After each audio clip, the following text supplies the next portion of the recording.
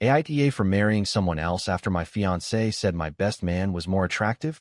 Hey, I'm 28 years old, and all this chaos started about 8 months ago with my ex-fiancée, Rachel, 26. We had been together for 3 years, engaged for 6 months, and I genuinely believed we were solid. Looking back now, I can see all the red flags I ignored. But as they say, hindsight is 20/20ths, right? So here's the context. My best friend, Ethan, 29, and I have been like brothers since college. He has always been what you'd call classically handsome, tall, athletic build, perfect jawline, the whole package. I, on the other hand, am average height, decent looking but nothing remarkable, more of the friendly neighbor type. Ethan is also a genuinely good guy, which makes what happened even crazier. Rachel had met him several times over the years. Obviously, he was going to be my best man. She always got along with him. Maybe a little flirtatious, but I never paid it any mind. Ethan has this natural charisma that puts everyone at ease, and Rachel has always been sociable. Nothing alarming so far. The incident happened on a Friday night in February. We were at a downtown bar with a group of friends, including Ethan. It was one of those typical nights, drinks flowing, laughter, a relaxed atmosphere. Rachel was drinking more than usual, not to the point of being out of control, but enough to speak without a filter. We were all settled in a booth when the conversation drifted to celebrity crushes and everyone's type. You know how it is when the alcohol starts loosening tongues. People were throwing out names of popular actors and musicians. Rachel was super into it, commenting and rating them. Then suddenly, she looked at Ethan, then at me, and blurted out, "You know what? Ethan is way more attractive than you. Like, by a lot." Maybe I picked the wrong friend. The entire table froze. Not the kind of silence after a joke that needs a moment to land, but that heavy silence when everyone realizes something has just been said that can't be taken back. Ethan looked like he wanted to disappear under the table. The others stared at their drinks as if they were fascinating. As for me, I just sat there for a second, feeling like I'd been punched in the gut. This wasn't just some drunken slip-up. She said it with conviction, her eyes locked on mine. She had compared me to my best friend and found me lacking, right in front of everyone. Maybe so, I muttered as I got up. Maybe you should find out. I left $40 on the table for my drinks and walked out without looking back, without waiting for an explanation. I heard Rachel call my name, but I kept walking. Ethan ran after me. "Dude, I'm so sorry. I had no idea she was going to say that. This isn't on me. Don't worry about it." She said what she said, and I meant what I said. At that moment, I understood that Rachel had just shown me what she really thought of me and, more importantly, of our relationship. You don't say that to someone you love and respect. Ever. Rachel came home around 2 in the morning, completely drunk this time. She tried to wake me up, crying, apologizing, repeating that she'd had too much to drink and didn't mean it. But here's the thing. Alcohol doesn't create thoughts. It just removes the filter that stops you from saying them out loud. I told her we would talk about it the next day, once she was sober. The next day, she denied everything. "I was drunk. I was joking. I got carried away. You're being too sensitive. Everyone was just having fun." But then she said something that was the final nail in the coffin for me. "Besides, it's not like I'm wrong. Ethan is objectively more attractive than you, but that doesn't mean I don't love you." And this time, she was sober. She was confirming it. So I asked her, "Then why are you with me?" "Because you're stable, reliable. You have a good job. Ethan is too much of a player. He'd never settle down. You're the safe choice. The backup plan." There it was. I was the fallback guy, the one she was settling for because the one she really wanted was emotionally unavailable. "I think you should go stay with your sister for a while," I said flatly. "I need some time to think." She lost it, started crying, begging, saying I was misunderstanding. But my mind was made up. When someone shows you who they are, believe them the first time. That weekend, I called my sister, Hannah, for advice. Hannah has always been brutally honest with me, sometimes too much so. I told her everything. "Good," she replied without hesitation. "That girl never deserved you." "What do you mean, Andrew?" "She's been treating you like a backup plan for months. The way she talks about you when you're not around, the way she flirts with other guys right in front of you. I was just waiting for you to see it." That caught me off guard. "She flirts with other guys?" "All the time. The night of your birthday, she spent half the evening talking to that bartender. At my wedding, she was practically throwing herself at the best man. I always thought you knew and just didn't care. I had no idea. I was blind to it. Hannah continued. And when she talks about the future with you, it's always about what you can provide, the house you'll buy, the lifestyle you'll fund, the security. I've never once heard her say what she actually loves about you as a person. That really hit home because it was true. Rachel always spoke of the future in material terms, the wedding she wanted, the house in the suburbs, the trips we would take. Never about growing old together, never about what she loved about my personality or how I made her feel. I spent the weekend reflecting on our relationship. Once I started looking for the signs, they were everywhere. The way she dismissed my interests, how she'd changed the subject when I talked about my work, the fact that she never seemed genuinely interested in my opinions on important matters. On Monday morning, I called Ethan. Dude, how are you holding up? He asked right away. Honestly, I'm okay, but I need to ask you something. Be honest. Did Rachel ever hit on you when I wasn't around? A long pause. Andrew, just tell me the truth, man. Yeah, a few times. But I always shut it down immediately and made it clear I wasn't interested. I thought about telling you, but I didn't want to cause drama over what might have just been silly flirting. When was the last time? At your engagement party. She cornered me in the kitchen while you were outside grilling. She started talking about how marriage was such a huge commitment and wondered what it would be like to be with someone else before settling down. I told her she needed to talk to you about that. Then I left the room. During my own engagement party, she was questioning our marriage, and she was talking about it with my best friend. Thanks for being honest, I told him. And you, what would you have done? What should I have done Friday night? I went home that evening knowing exactly what I had to do. Rachel was there. She had clearly been crying. She had cooked my favorite meal, lit candles, the whole romantic setup. Honey, I'm so glad you're home. I've been thinking about everything, and I know how we can fix this. Rachel, we need to talk. She then launched into a rehearsed speech about couples therapy, how all relationships go through rough patches, and how much she loved me. I let her finish. I'm glad you love me, I said when she was done, but you're not in love with me. What are you talking about? Of course I'm in love with you. No, you're in love with the life you think I can give you. There's a difference. I took off the engagement ring and placed it on the kitchen table. The engagement is off. The meltdown was spectacular. Tears, screaming, threats of self-harm, the whole manipulation playbook. She called me controlling, cruel, heartless. She said I was throwing away 3 years over one stupid comment. It wasn't just one comment, Rachel, I replied. It was 3 years of you settling for me while you wanted someone else. That's not true, she screamed. Then why did you tell Ethan at our engagement party that you wanted to know what it would be like to be with someone else? Her face went pale. He told you. He told me everything. Every time you hit on him, every inappropriate comment, all of it. She tried to downplay it, to say it was innocent, but I was done listening. I told her I would stay at my sister Hannah's place while she packed her things. The apartment lease was in my name, so she was the one who had to leave. 2 weeks later, all her belongings were gone. She had left the ring on the counter with a note saying she hoped I would regret this and realize what I had lost. I didn't regret it.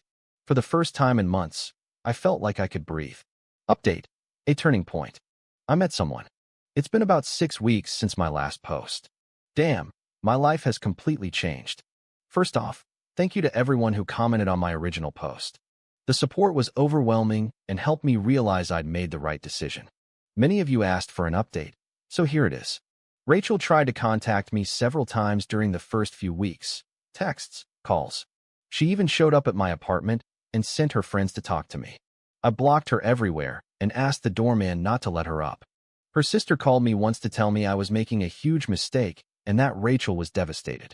I told her Rachel should have thought about that before she went hunting for an upgrade at our engagement party. Ethan felt terrible about the whole thing, even though it wasn't his fault. He kept apologizing, saying he should have told me about Rachel's behavior sooner. I told him to stop blaming himself. He had done nothing wrong, and, honestly, I was grateful he finally told me the truth. You're a good friend, Ethan. Don't let Rachel's actions make you regret being honest with me. About 3 weeks after the breakup, Ethan invited me to a charity gala sponsored by his company. You need to get out, man. Come with me, it'll be fun. Open bar, good food. And you can play the fancy guy for a night. I almost said no. I wasn't really in the mood to socialize, but my sister had been pushing me not to become a hermit. So, I figured one night out couldn't hurt. It was a life-changing decision. That's where I met Lauren. Lauren, 27, was representing her marketing firm, which handled some of the event's communications. I noticed her right away because she was patiently discussing the canapés with a server. She wasn't complaining. She was trying to understand why people weren't eating them. I think the issue is the presentation, she was saying. It's pretty, but you can't tell what it is. Maybe little labels. I was at the bar getting a drink and couldn't help but smile.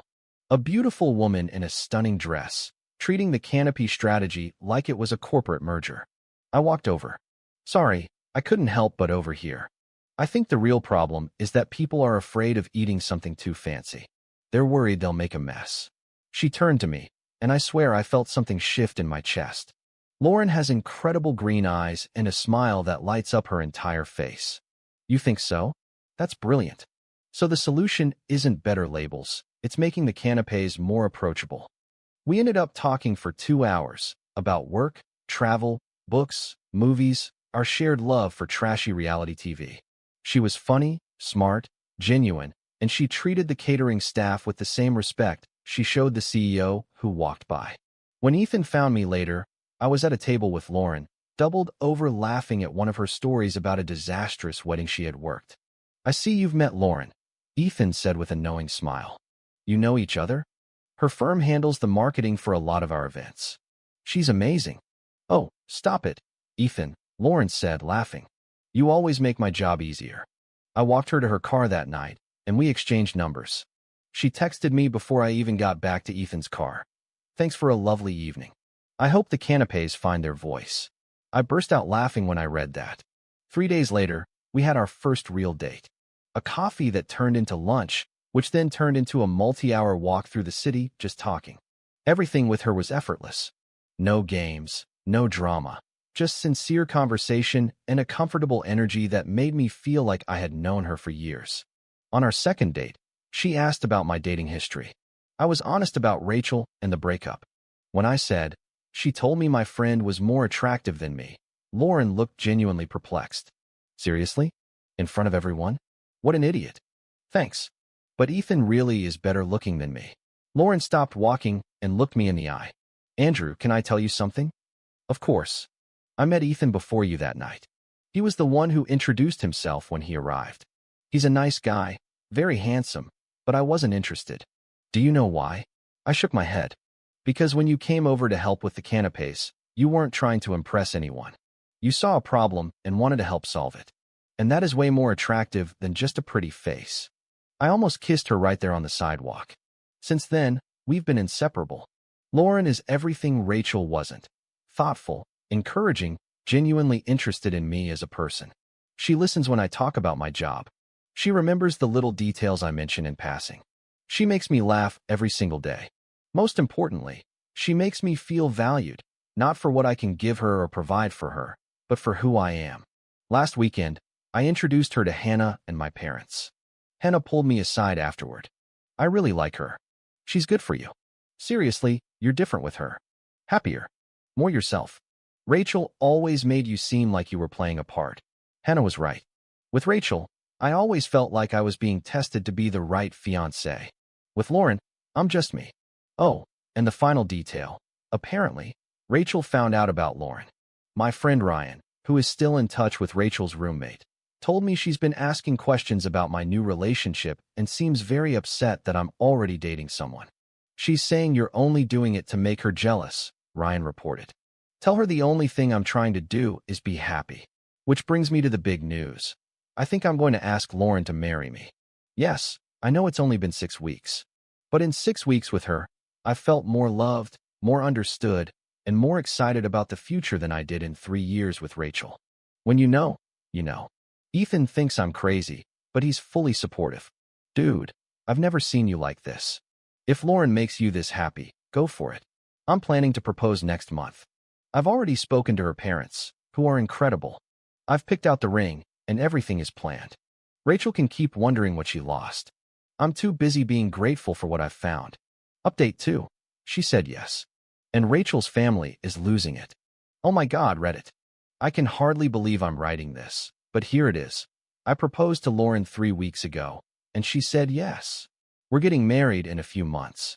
I know some people will say it's too fast, but honestly, life is too short to waste time when you've found the right person. The proposal was perfect.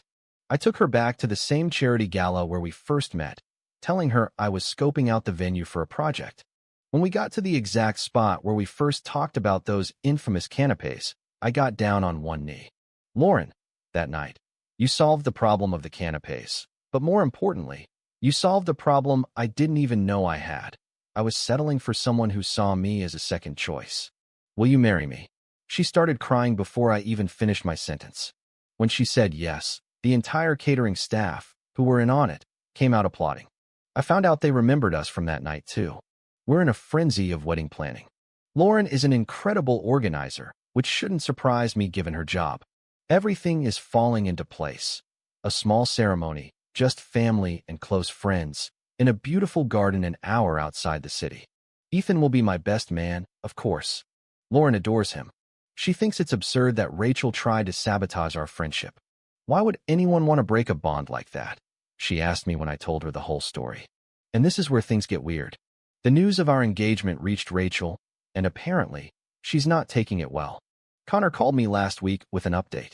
Dude, Rachel is calling everyone trying to get info on you and Lauren. She found Lauren's Instagram and spends all her time scrolling through her photos. A little creepy, but okay. Except it got worse. Rachel is telling people that I'm only marrying Lauren to get revenge on her, that this is all just a rebound scheme. I burst out laughing. Of course, I'd spend my entire life with someone just to spite my ex. Makes perfect sense. But then Connor told me something that left me speechless. Rachel's mom called my mom. What? Yeah. Mrs. Parker asked for your number because she wanted to talk to you about the huge mistake you're making. I was shocked. Rachel's family wanted to intervene in my engagement to another woman. What did your mom say? That I seem happier than I've ever been, and that maybe they should worry about their own daughter instead of trying to control my life. I love my mom. But that's not all. 2 days later, my sister Hannah called me. You're not going to believe this, but Rachel's dad just called Dad. Our families had been close during our 3-year relationship. Our fathers played golf together. Our mothers had lunch. I felt bad about severing that connection after the breakup, but I thought they would understand. Rachel's father said he wanted to meet with me. According to him, there were things about the breakup I didn't understand, and Rachel had been suffering since I left. He didn't specify how, just that seeing me move on so quickly was making her condition worse. I won't lie, it got to me a little. I never wanted to hurt Rachel, but I wasn't going to put my life on hold because she had regrets. What did Dad say? Mr. Parker, my son is a grown man. He makes his own decisions. Perhaps your daughter should focus on her future instead of being stuck in the past. Classic Dad. But the craziest part happened yesterday.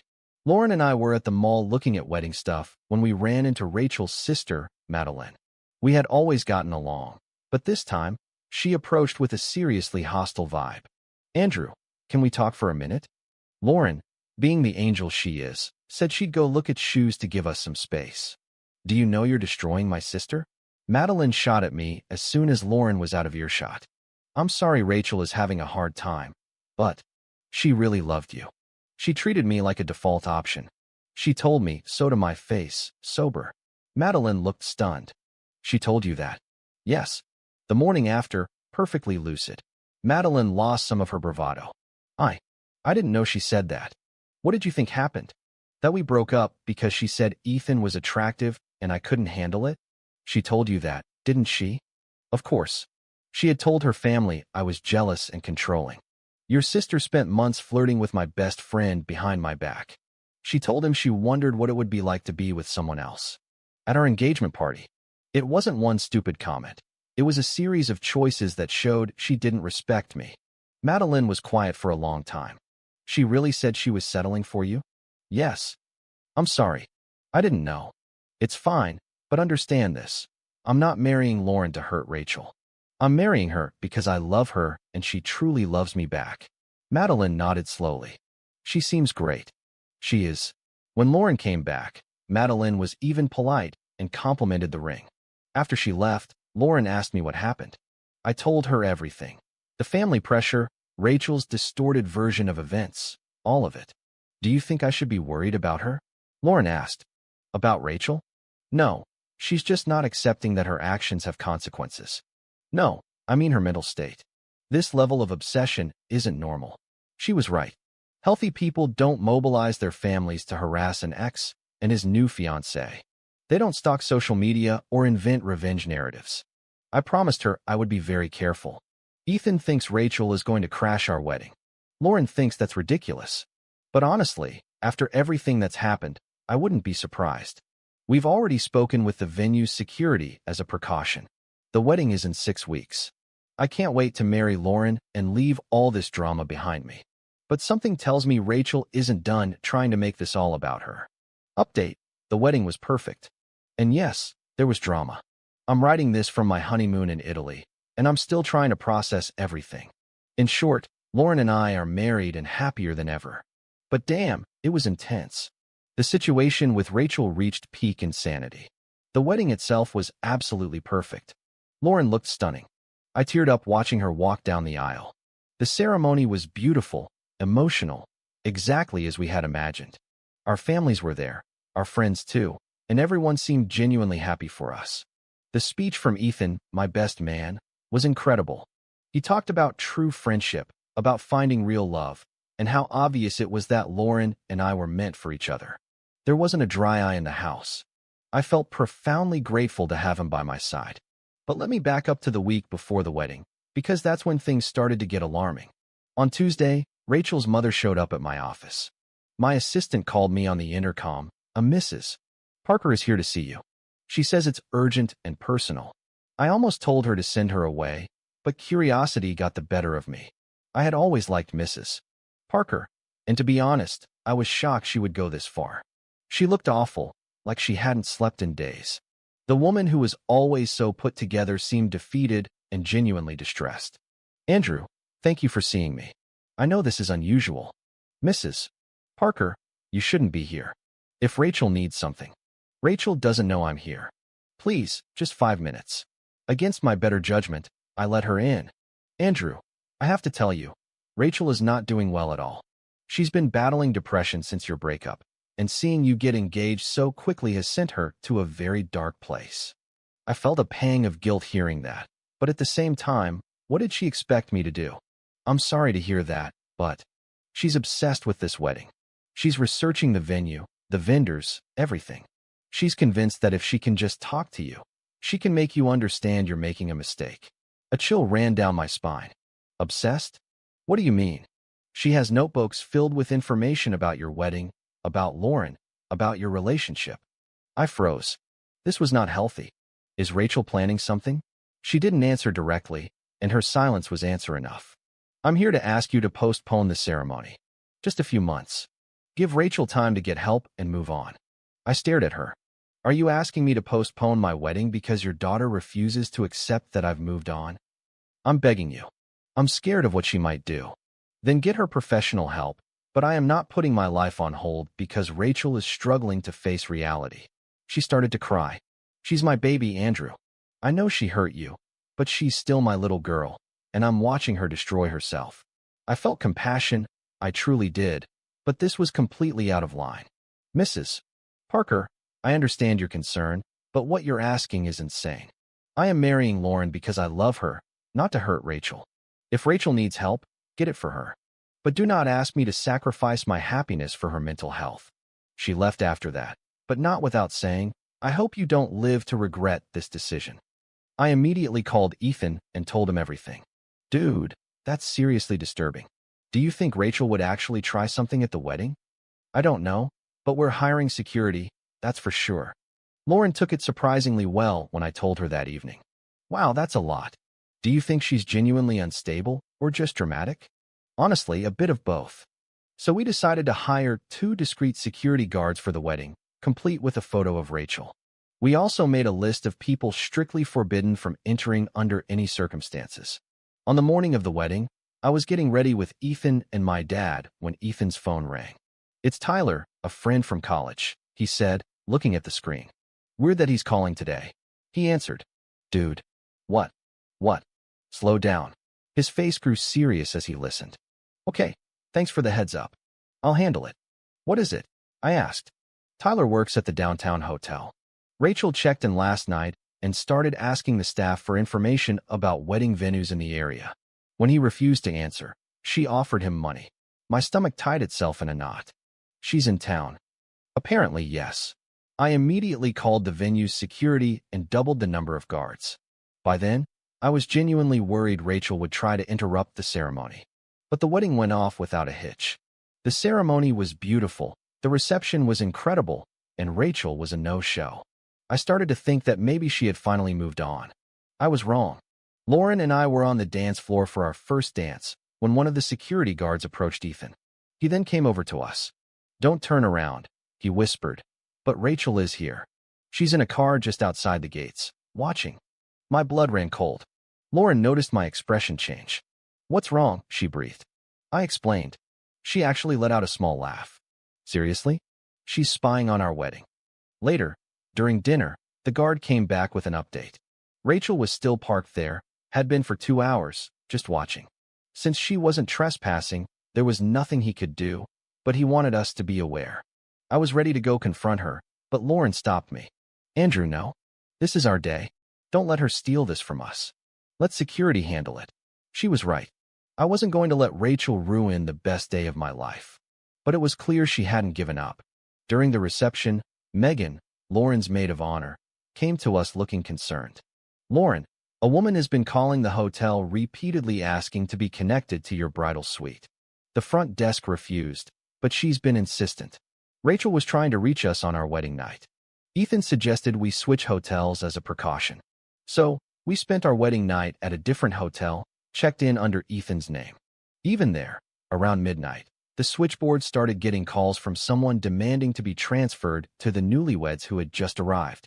Eventually, the hotel had to stop answering. Rachel was spending her night calling hotels trying to find us. The next morning, as we were heading to the airport, my dad called. "Son, sorry to bother you, but Rachel showed up at your building this morning. The doorman contacted me, since I'm your emergency contact. She wanted to know if you had left anything for her, a note, a message, anything. She seemed convinced you would come for her after your wedding. Dad, please, if she comes back, call the police. This is getting scary." Already did. I also notified her parents. They're on their way to get her. During our layover, I received a text from an unknown number. "I know you think you're happy, but this isn't real love. You'll eventually realize what you've lost. I'll be waiting." I showed it to Lauren, who just shook her head. "We'll change our numbers when we get back." This is insane. The rest of the honeymoon was wonderful. No drama, no interference, just me and my incredible wife enjoying Italy and each other. But midway through the trip, I got a message from Ethan. Rachel's parents had her committed for a 72-hour psychiatric hold. Apparently, she had a complete breakdown when they brought her home after the incident at your building. Thought you should know. I felt sorry for her. Genuinely, mental health is a serious issue, and I never wished for Rachel to suffer. But at the same time, I felt validated for taking the security precautions seriously. Today, we're back home, and married life is incredible. Lauren is the perfect partner. She supports me, makes me laugh, and refuses to let Rachel's chaos get to her. Since the wedding, Rachel has been silent. I'm hoping it means she's finally getting the help she needs. But something tells me this might not be the end of the story. Final update. Rachel's family won't stop, but for me, it's over. 3 months have passed since my last update, and honestly, I was hoping to never write about Rachel again. But her family refuses to let go, and I'm at the end of my rope. First, the good news. Lauren and I are extremely happy. Married life suits us perfectly. We bought a house in a different neighborhood, for obvious reasons, and are already talking about starting a family. Lauren got a promotion at work, and things are going great for me too. Life is good when you're not constantly walking on eggshells around someone who doesn't value you. Ethan was incredible through all of this. He was hesitant to be my best man at first, given the history with Rachel, but I'm so glad he agreed. He's been a rock for both me and Lauren, and watching him give that speech about true friendship, knowing the full context, made the moment even more powerful. Now, for the Rachel part, because apparently my life is a soap opera. About a month after our honeymoon, my dad called me. Your ex-fiancé's father wants to see you, he said. What does he want? He explained that Rachel was in intensive therapy and had supposedly come to some conclusions about our relationship. He wanted to set up a meeting. Tell me you said no. Of course. But Andrew, they're not going to stop. Mrs. Parker called your mom yesterday, and Rachel's sister contacted Hannah. They're making the rounds with our entire family. It was ridiculous. I called Hannah to find out what Madeline had said. It was insane, Hannah told me. She said Rachel was diagnosed with a personality disorder, and her therapist wants her to make amends. Making amends doesn't obligate me to participate, I replied. Exactly what I told her, Hannah confirmed. I said Rachel could write a letter if she wanted, but you were under no obligation to respond. My lioness of a sister. But apparently, a letter wasn't good enough. 2 weeks later, I came home from work to find Lauren upset. What's wrong? Rachel's mother came to my office today. My blood ran cold. What? She managed to get past security and asked to talk woman to woman. Lauren continued. She told me Rachel has been hospitalized twice since the wedding for severe depressive episodes, and that seeing me live the life she thought she was supposed to have is preventing her from healing. I was furious. What did you say to her? That I'm sorry Rachel is suffering, but it's not my responsibility to sacrifice my husband for her mental health. God, I love my wife. Then she told me Mrs. Parker offered her money. What? Yes. For me to step away for a few months, so Rachel could have a chance to get closure with you. I was speechless. Rachel's mother had tried to bribe my wife into leaving me. Lauren told her it was the most offensive thing anyone had ever said to her, and that if she came back, we would file for a restraining order. That night, I called Ethan to vent. Dude, this is insane. Her family is acting like you're a piece of property that was stolen from them. I know. I feel for her, but this has gone way too far. Ethan then asked if I had considered getting a restraining order. Not just for Lauren, but for me too. I hadn't thought about it, but he was right. This level of interference was unhealthy. The next day, I consulted a lawyer. Even though Rachel hadn't tried to contact me directly since the wedding night, her family's behavior could be considered harassment. The lawyer advised starting with a cease and desist letter, an official notice demanding they stop all contact. If it continued, we would file for a restraining order. So we sent letters to her parents and Madeline, specifying that any further contact with me, Lauren, or our families regarding Rachel would be considered harassment and could lead to legal action. You would think that would stop them. You would be wrong. Last week, I was at the grocery store when someone tapped me on the shoulder. I turned around. Rachel. She looked terrible, thin, pale, dark circles under her eyes. But what struck me most was her eyes, desperate, a little wild. Andrew, she said, her voice trembling. Please, I just need 5 minutes. Rachel, no. You need to leave me alone. I'm in therapy. I understand my mistakes now. I can change. Let me fix this. People were starting to stare. I kept my voice low and firm. Rachel, there's nothing to fix. I'm married. I'm happy. You need to move on. You married her to spite me, to prove a point. But I know you still love me. It was in that moment that I realized how deep into delusion Rachel had gone. Rachel, I married Lauren because I love her. This has nothing to do with you. You need to get help. I am getting help. My therapist says. Your therapist did not advise you to stalk me in a grocery store. I cut her off. If they did, then you need a new therapist. She started crying, right there in the cereal aisle. I made a mistake, Andrew. One stupid mistake. And you threw away 3 years. No, it wasn't one mistake, and I didn't throw anything away. I just refused to settle for someone who didn't value me. I did value you. You told me I was your backup plan, Rachel. You told me Ethan was more attractive than me and that maybe you chose the wrong one.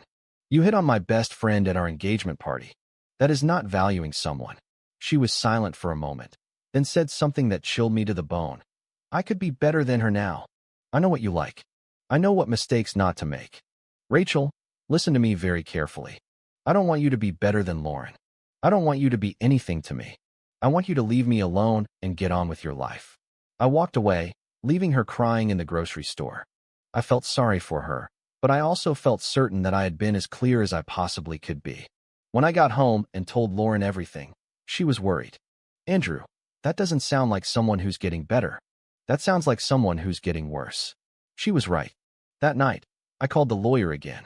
We're filing for the restraining order, I said. This had gone too far. The order was granted yesterday. Rachel is now legally required to stay at least 500 feet away from me, Lauren, our workplaces, and our home. Her family is furious, of course. Her father called mine, raging that I was destroying his daughter and that the order was cruel and unnecessary. My dad shut him down cold. Your daughter has been harassing my son and daughter-in-law for months. If anyone destroyed her, it was her own actions. Don't ever call here again. I've also heard through the grapevine that Rachel's family is considering moving to another state to give her a fresh start. Honestly, it's probably for the best for everyone. Ethan thinks Rachel will eventually move on, but he's also convinced that her family, by enabling her behavior instead of telling her to move on from the start, only made things worse. And he's probably right. If you liked it, don't forget to leave a comment and support the channel by subscribing. See you in the upcoming stories.